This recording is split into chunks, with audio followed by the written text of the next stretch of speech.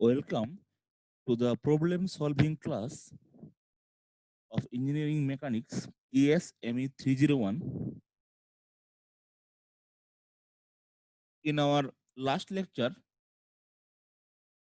we had finished the equilibrium of 2D, static equilibrium of 2D problem. Today, we will learn how to solve different types of problems of static equilibrium by different techniques. Till today, we have gathered sufficient knowledge what is equilibrium, how the equilibrium equations are being written, how different theorems like Lamè's theorem, etc., are being applied to solve a force system in equilibrium. Today, there are some illustrations or examples which will give you a clear idea on how a practical problem is associated with the equilibrium and how these problems are being analyzed or solved by using different equilibrium equations or different equilibrium considerations to solve the problem. The problem one, what axial force does the vertical load W, which is of 800 Newton, induce in the tie rod? Here, this is the tie rod, BC is the tie rod, and the jib of the crane, which is AC, as shown in the diagram. We can clearly see that the very important point is that while solving the problems of engineering mechanics, the free body diagram must be very much clear to you. Without the correct free body diagram, it is not possible to solve or to analyze any problem, any given problem. Here, as per the question, point C is a fixed point or it is a pivot point. If this is point C, from point C, the tie rod BC is making an angle 45 degree with the horizontal or with the vertical, whatever. And the jib, the crane, is making an angle of 30 degree to the vertical. That means 60 degree to the horizontal. Same thing. Here it is 45, 45. Here it is 30, 30. So one force is acting towards point B, which is at an angle 45 degree. It is the tie rod. So TBC, or you can consider by the force P1 here, the pulling by the tie rod. Similarly, another pulling by AC on the point A, which is at 60 degree to the horizontal.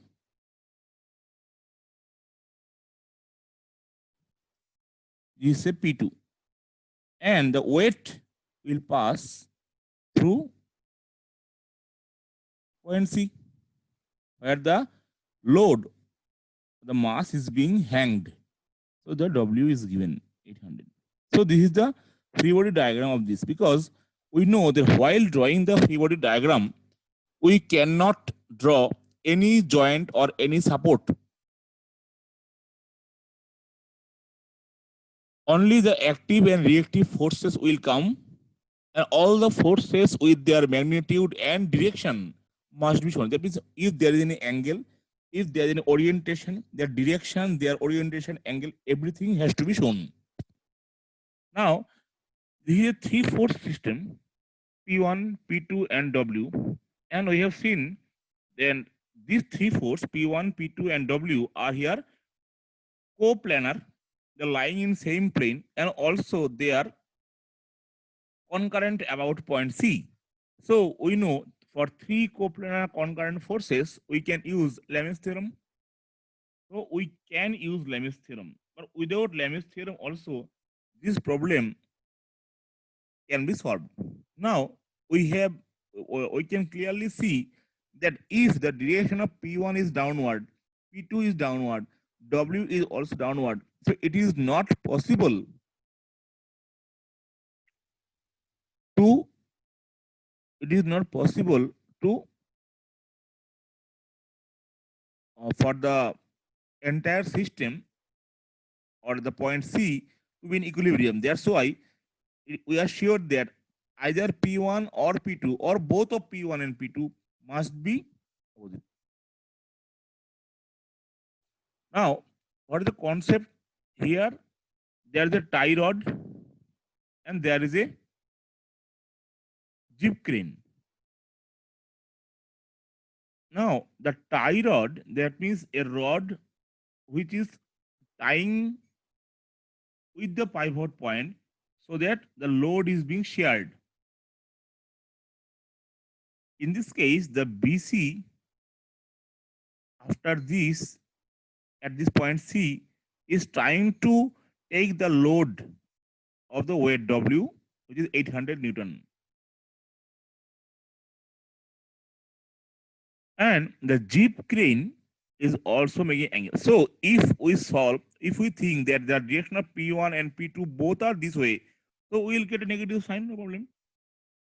After solving, if we get a negative sign, we are clear that the direction we have assumed was reverse.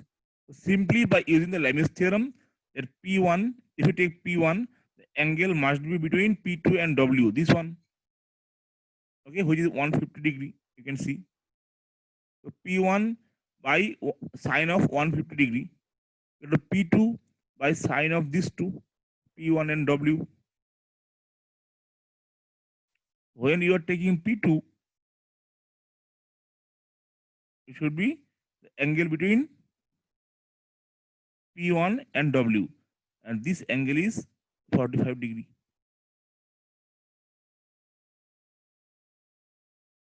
Similarly, by solving the two equations in the Lem's theorem, here there are two equations because W is known, so this is known,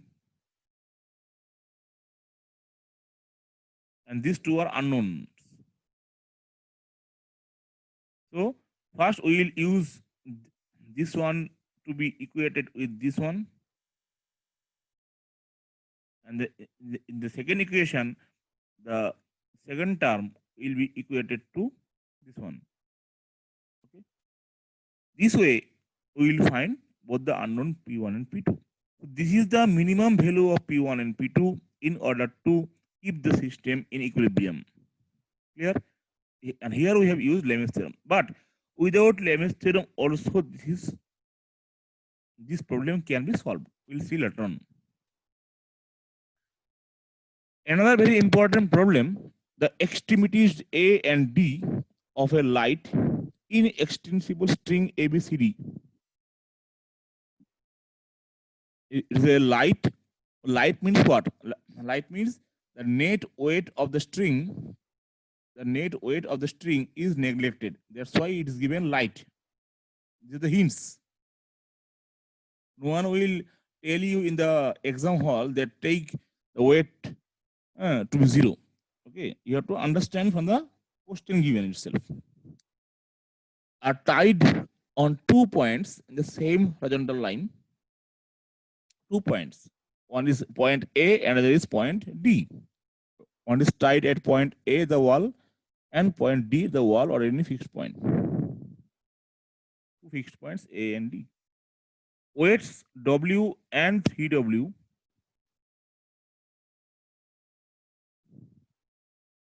are tied to the strings at point B and C respectively.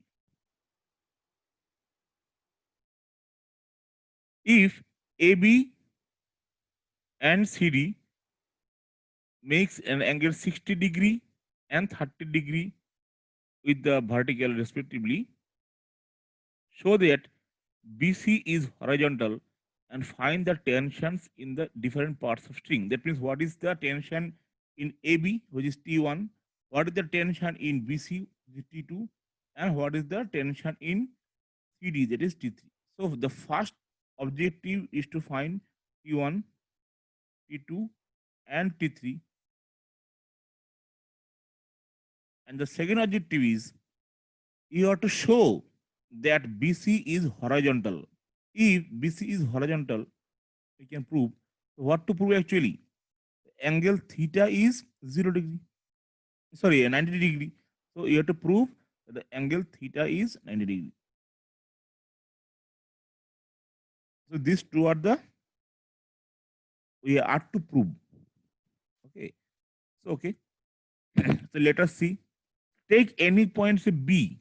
If the entire the what is the logic behind the sentence is that if the entire system entire string ABCD along with the force system applied is to be in equilibrium, each point on the force system must be in equilibrium. Static equilibrium. Okay. So at point B, if we draw the free body diagram, weight will come downward, T1 this side, T2 this side. So simply at point B, if we draw the free body diagram from point B, this is T1, this is W,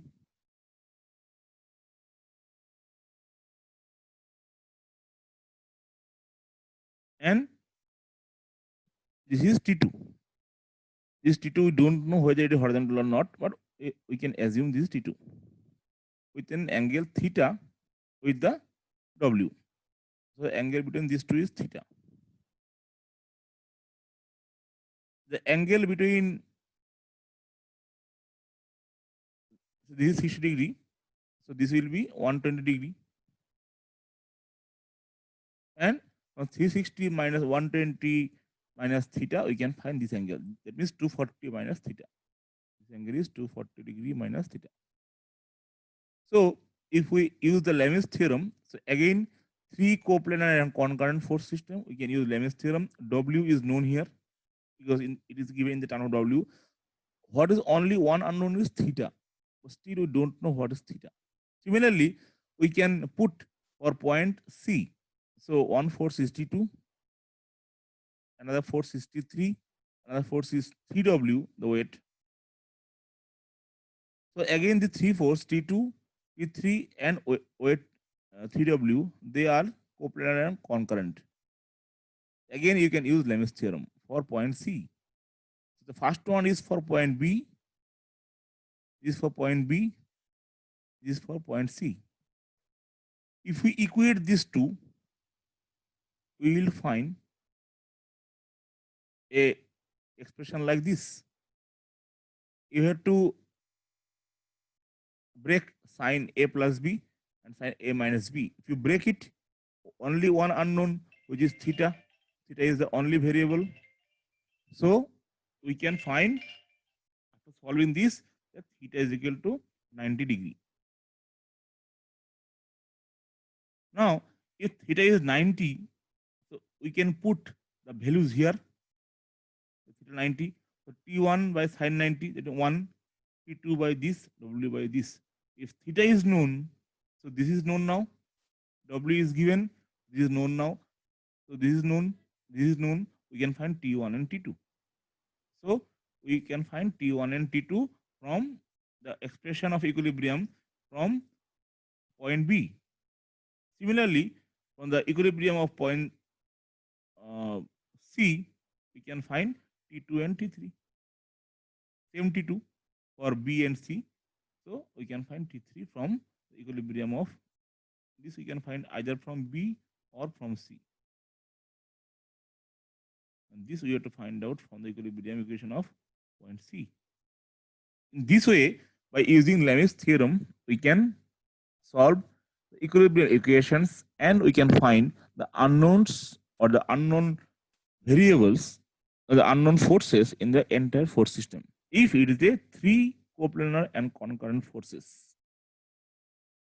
Another problem, a spherical ball of weight W rests in a triangular group whose sides are inclined at angles alpha and beta. This is alpha, this is beta. Again, similarly, weight W downward. So one reaction force it will offer by the this wall, another reaction force it will offer by this ground. Okay, and this angle is 90. And if this is inclined at angle alpha, we can say that this angle is also alpha. Okay, so if because if this is alpha, this angle is 90 minus alpha. This is alpha, so this is 90 minus alpha. 90 minus alpha. If this is 90 minus alpha, this R1 is also making an angle 90 minus alpha. Yep. So this is your alpha. So this is 90 degree. This way we can solve it. So this is 90. If this is alpha, this is 90 minus alpha. Again, this is of 90. So this angle is alpha. Similarly, if this angle is beta, we can prove that this angle is 90. So this angle is, if this is beta, okay, this is 90. So this angle is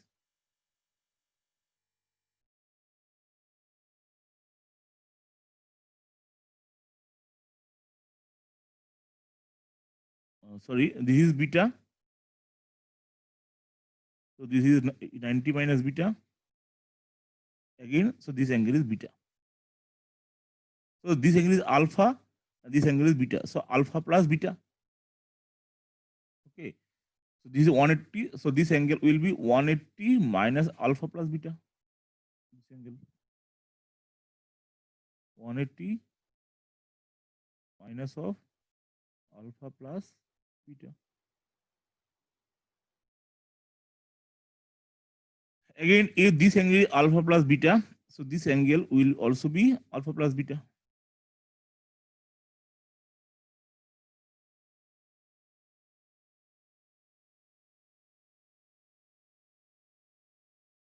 Now you can see how many forces? Three forces, W, R1 and R2. Where R1 is the reaction force offered by this wall, this inclined wall, at which is inclined at angle alpha. R2 is the reactive force or the reaction given offered by the wall, which is at an angle beta. Okay. So here the reaction force is R1, reaction force R2, and the weight W. These three are coplanar and concurrent forces. So three coplanar and concurrent forces, we can use Lemaire's theorem. Now simply by using the Lemaire's theorem, where each angle is proportional to sine of the angle between the other two forces. So we can solve R1 and R2. Because W is known here, alpha is known, beta is known. So so R1 and R2 both will be in terms of W, alpha, and beta. Yes. Similarly, in this problem, the density of the cast iron is given. Okay, kilonewton per meter cube. We know that the weight. This is the weight per unit volume. Actually, okay. So weight per unit volume is given.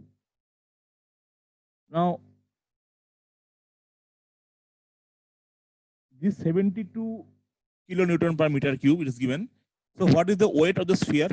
Weight is volume into density.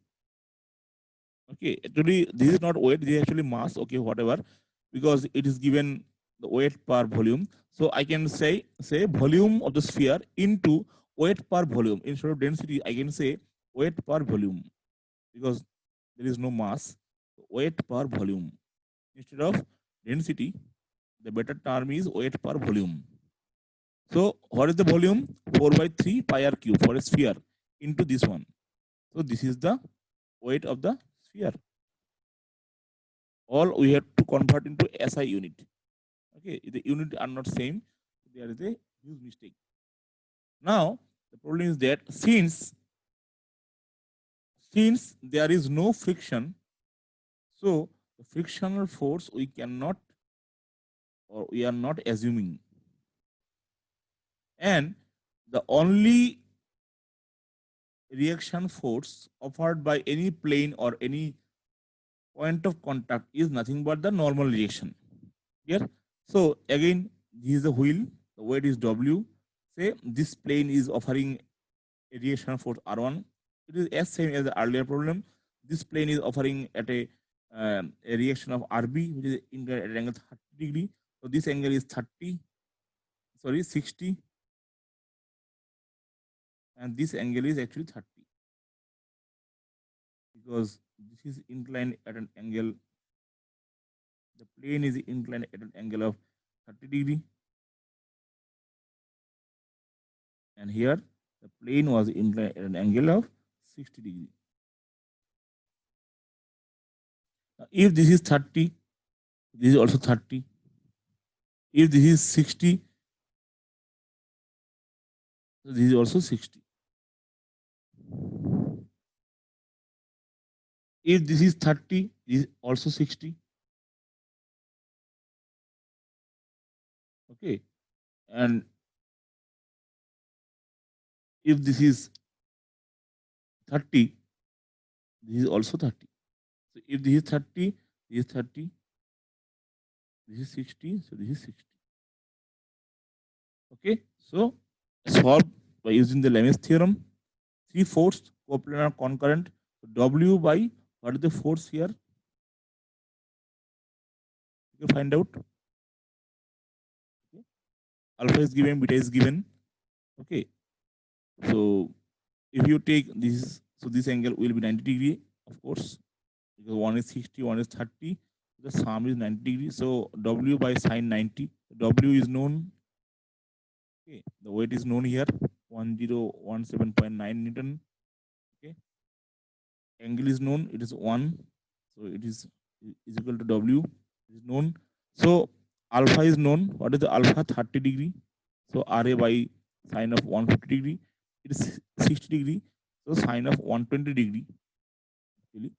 And sine 120 is sine 60 degree. And sine 150 is sine 30 degree. So if I know that sine pi minus 30 is equal to sine 30, and sine of pi minus 60 is equal to sine of 60 degree. If these two are known to me, so I can find RA and RB. So RA is 508.9 Newton and RB is 881.5 Newton. So this is the two unknowns RA and RB we can find in terms of W. Since W is known here. Yes. So there are two different types of problem like this. We'll discuss one by one. In these types of problem, if you draw the free body diagram, and if there is a 3-force system, so all the forces are already coplanar. Now, first you have to check whether the force system, whether all the forces in the given problem are concurrent or not. Say in this problem, I'm just reading the question. A uniform wheel of 40 semi in dia rests against a rigid rectangular block which is 10 centimeter thick as shown in figure. Find the minimum value, the least value of the pull through the center point of the wheel just to turn it over the corner of the block. All the surfaces are to be considered smooth, and also find the reaction of the block. The weight of the wheel is 800. So first, the weight of the wheel is given 800 W, which is downward. the pool P, which is concurrent at point O with the forces W and the reaction force A. Now the question is why we have to consider that the resistive force or the reaction offered by the block to the joint or to the corner of the block to the contact point A should pass through point O. This is the first question. We have to clear this doubt. Now, if we draw the free body diagram, say this is the point O. From point O, the weight W is acting. The force P is applied through point O.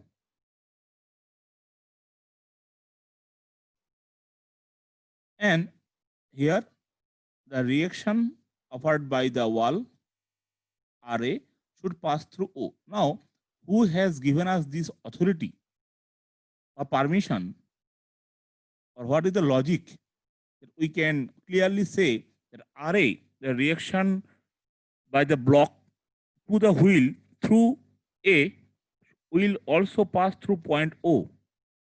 Now, the logic is that since the entire system is in static equilibrium, so the first condition is that the system is in static equilibrium. The second condition is that all the forces are coplanar. And number three is that out of this all the n number of coplanar forces or three force system, out of these three coplanar forces, W and P are already concurrent. So another force RA must be concurrent. Otherwise, there will be a unbalance due to the moment, due to the unbalanced moment.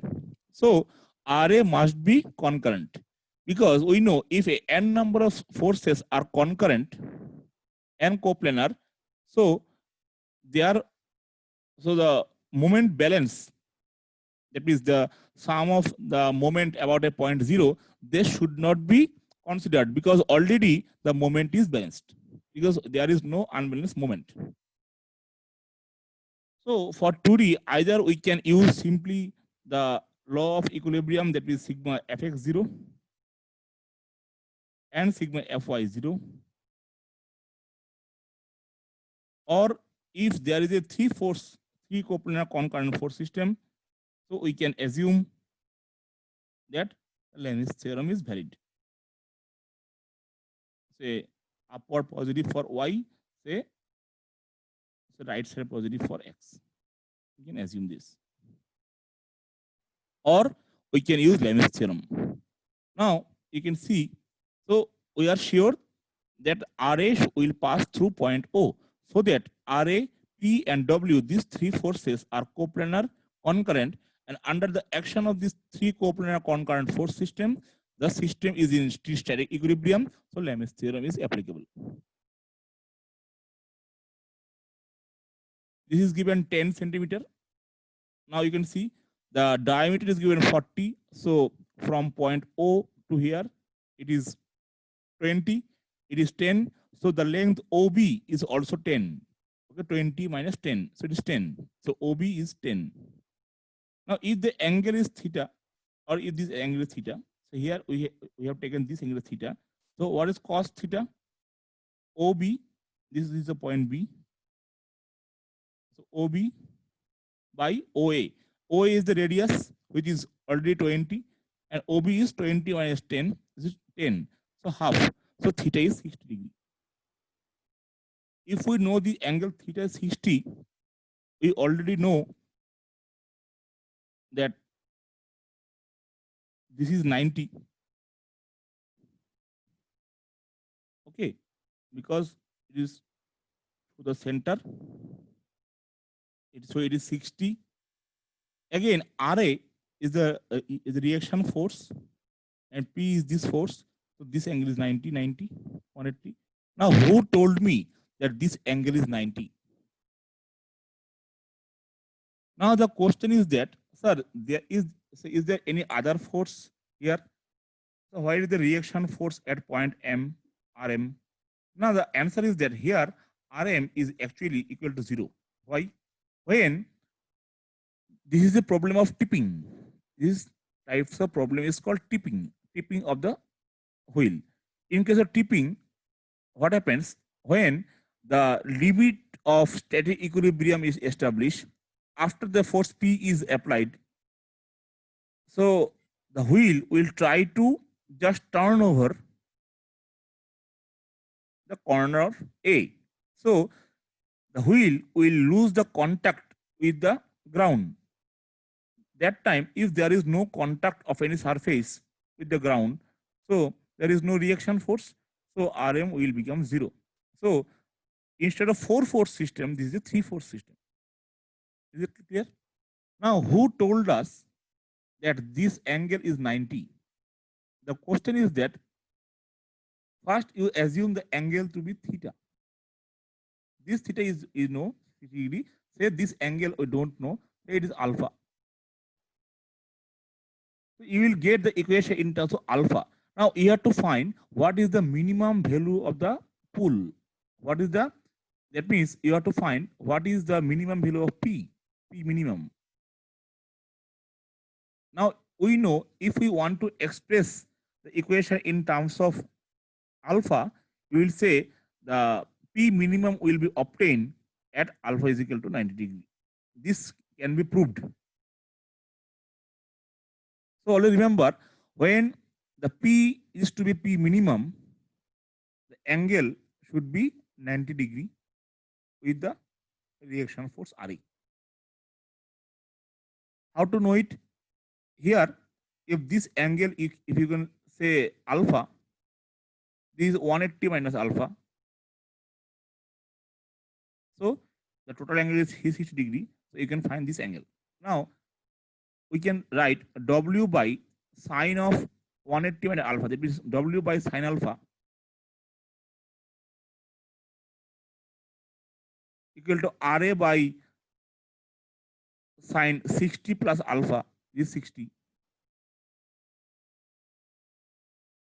equal to P by sine of this. You can find out easily. This is 180, this is 120 degree. From that, so we have to find what is the value of P. And from that expression, if P has to be P minimum, sine alpha needs to be maximum. So what is sine alpha? So the maximum value of sine theta max is 1. That means alpha is equal to 90 degree. From that, we got the concept that Ra must be perpendicular to P, or P must be perpendicular to Ra. Is it clear? Now, by solving this, we can get P is equal to 800 sin alpha, Ra is equal to 800 cos alpha. So theta, theta is already known 60 degree. So sin 60 is root 3 by 2 and cos 60 is half. So Ra is 400 and P is 692.8 Newton. Here, the same problem, same type of problem, but the direction and the application of P is different here. In this case, a uniform wheel, all are having same dimension. It is having a 10, the T, the thickness is still 10. Here, the length from here to here is 20 because the diameter is 40. So 20 mm or 20 semi. So again, OB is 20 minus 10, that is 10 semi. OB is 10. OA is given 20 semi. OB is 10 semi. Again, the angle theta is equal to half. That means cos 60 is half. So cos inverse half. That means 60 degree. All are same. But in this problem, if you see, after the force P is applied, the wheel will try to rotate anti-clockwise about point A. So it may lose the contact at the point M. So as in the same logic we have applied in the last problem, again Rm becomes 0. So what to do now? Now, since the force P is not acted at point O, we cannot say the force system is coplanar and concurrent. All the forces are coplanar, but they are not concurrent. Now, how to solve? Now, this becomes a problem of coplanar non-concurrent force system. So, the moment is not balanced. We have to balance the moment. Now, about which point? Now, we can take about point A, because the rotating tendency, because point Q and point O we cannot take. Here the pivot point is point A. So logically you have to find the moment about point A. If we take that the clockwise is positive, 0. Now, if we draw the force system or the free body diagram of the given problem, this is P, which is tangential at point Q. This is the point O. So the force was RA. And we are sure that here RA will pass through a point O, because the normal reaction will be towards the center of gravity, and the weight W. Now, what to do? Rm is already 0. So there is no force here. Now, if we take this point A, if we take A is the pivot point, if we take the moment, so RA will not come. So what are left? The force P and force W, because Rm is also 0. And here we will also not take RA, because in the moment equation, when it is R cross F,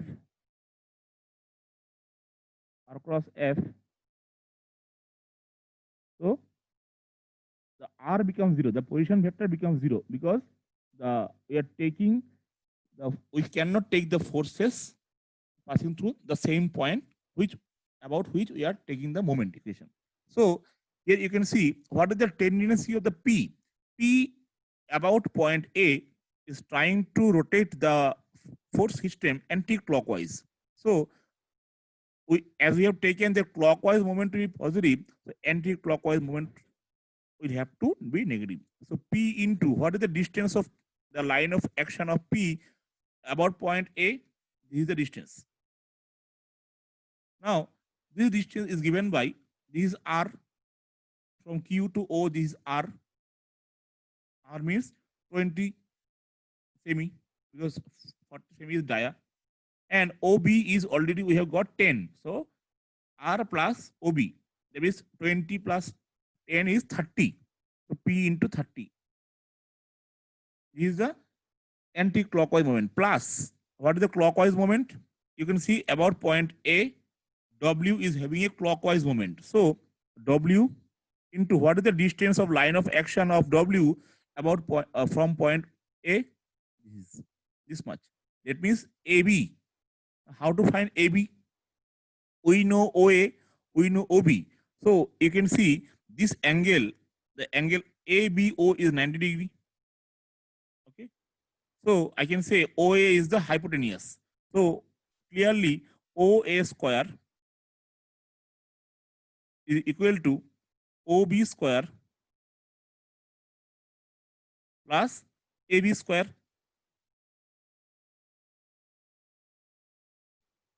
We need to find what is AB. Then it is 0. So AB is still not known. It is 0.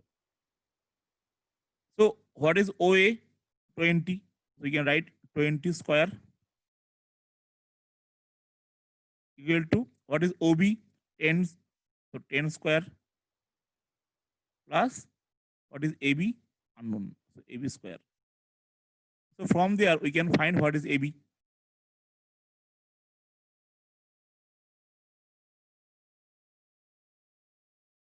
This AB we have to find, we have to put here. Now W is known, AB is known, this is known, so we can find what is the P. Now this P is the minimum force. Why?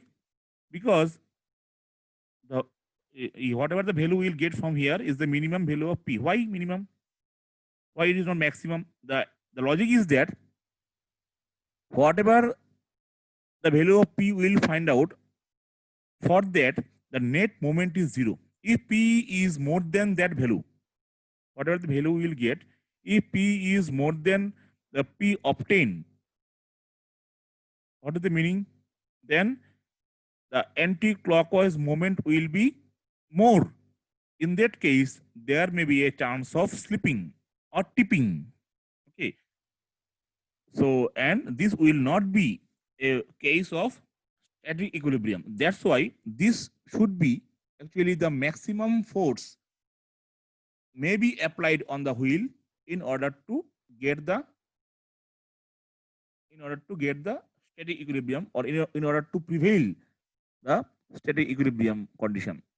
If P is more than that, so in that case, it may be P maximum also. In this sense, why it is called P minimum? Because this is the minimum force you have to apply for tipping.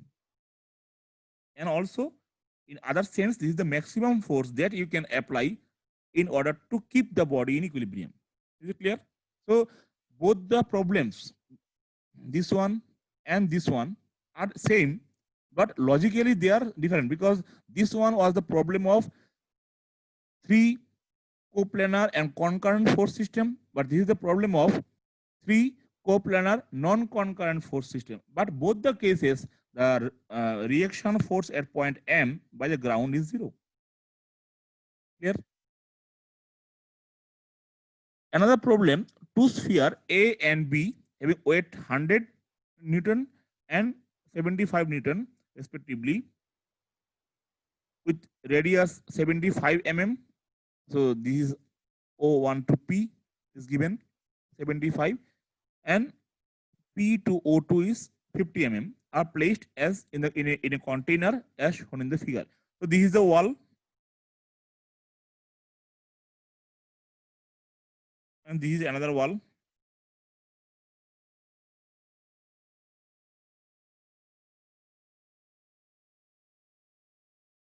And this is the floor. Now, in this case, the friction is not mentioned. That means for all the cases, the frictional force in the wall, in this wall, and in the floor, we can take to be zero, assume to be zero. Now, first we have to find, in the free body diagram, we have to find what is the angle. This angle, what is this much? The radius of one, R1. R1 is given 75. R2 is given 50. So what is O1T?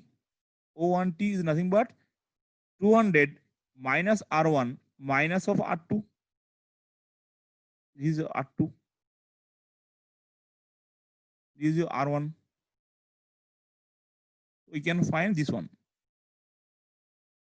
Now, what is O1, O2? R1 plus O2, R2. 125. So what is cos theta? Base by hypotenuse. So 0.6, we have got it is 53 degree. So this angle was very important to find out. Now you have to draw the free body diagram for the first sphere. For the first sphere,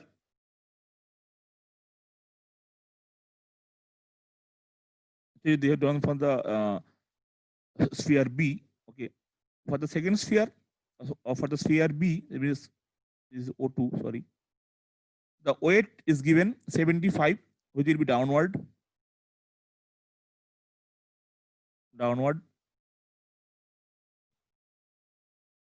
Now, we are interested to find the free body diagram for the sphere B, not for the wall.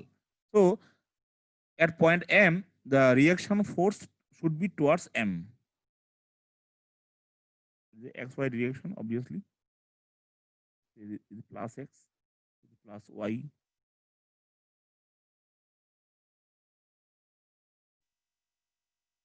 and this is the reaction by the lower sphere P, so RP towards the. Now again, three coplanar concurrent force. Either you can use Lami's or you can use sigma summation of Fx0 or summation of Fy0. So it's your wish which one you will use.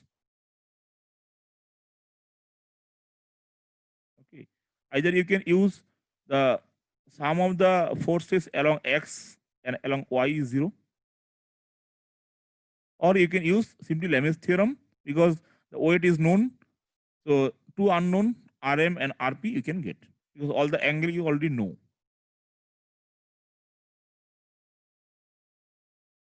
Okay. So we have got Rp and Rm. Here we have taken summation of Fx0. This is the summation of Fx0, and this we have got from summation of Fy to be 0.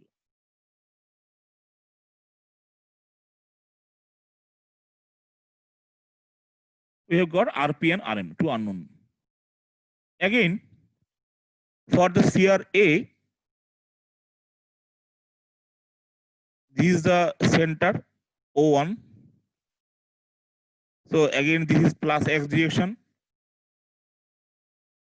This is the plus y direction.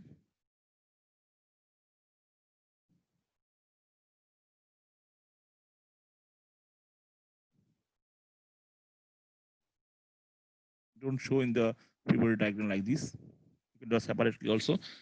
Now, for the sphere B,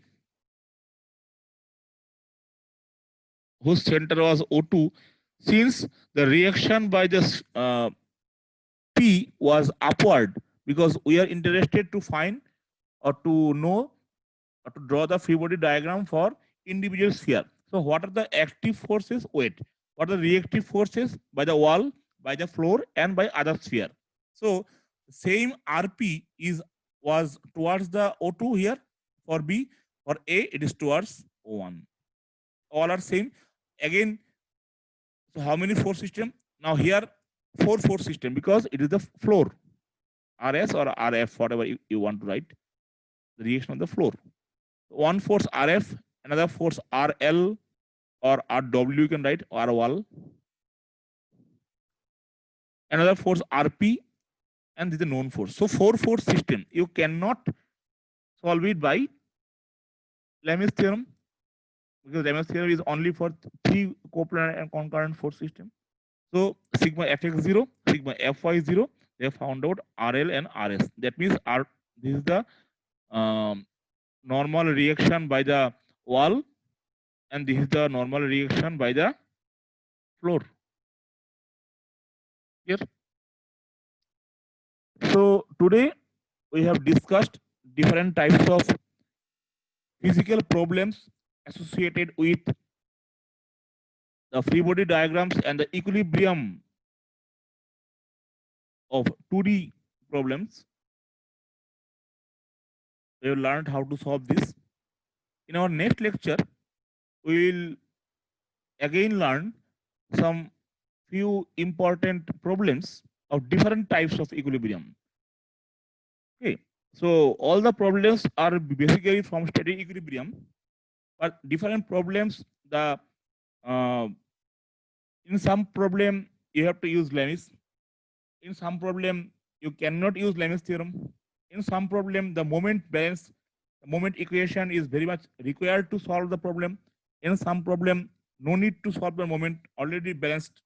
Some problems are basically associated with the concurrent force system, but some problems are from the non-concurrent force system. So depending on the problem, the solution technique will change.